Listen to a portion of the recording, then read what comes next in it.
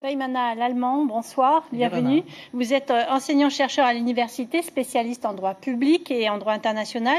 Alors, de quelle manière l'intervention d'Edouard Fritch peut-elle influer sur la 4e commission et sur cette résolution ?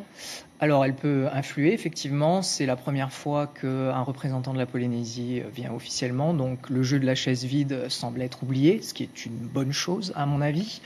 Est-ce que ça va changer radicalement les choses ? Je ne pense pas. C'est une avancée, mais les choses avancent plutôt lentement aux Nations Unies. Et il y a eu des questions de certains États membres sur notamment l'évolution statutaire de la Polynésie, qui n'a pas encore eu lieu. Et personnellement, je doute donc que, sauf cas exceptionnel, ça change quelque chose au final, en tout cas pour cette session. En tout cas, vous parliez de la chaise vide, la France n'était pas représentée.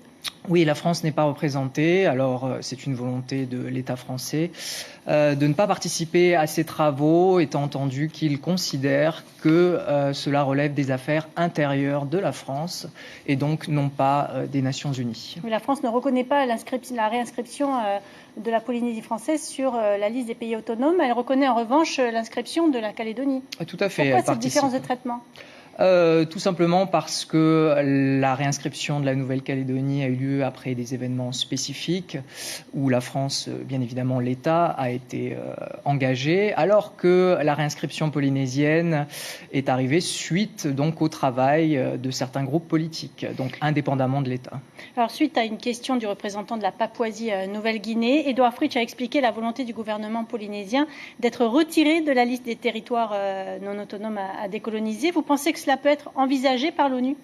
Je pense que ça peut être envisagé tout de suite, j'en doute, parce que la 4e commission ne va pas changer d'avis en permanence, de manière rapide.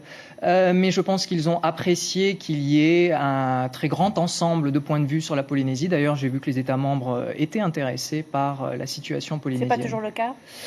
Eh bien, disons que depuis la réinscription, on parle de la Polynésie française aux Nations Unies, ce qui n'était pas forcément le cas auparavant. Alors pourquoi 10 minutes pour l'un et 3 minutes pour les 18 autres ? Parce que c'est un représentant officiel de la Polynésie.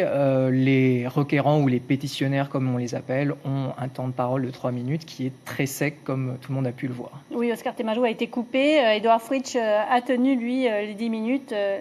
Oui, alors l'ordre du jour était très serré parce que le président stressait un peu. Il y a plus de 133 requérants inscrits à la 4e commission et les travaux sur ces sujets vont aller jusqu'au 10 octobre, donc il faut suivre l'ordre du jour.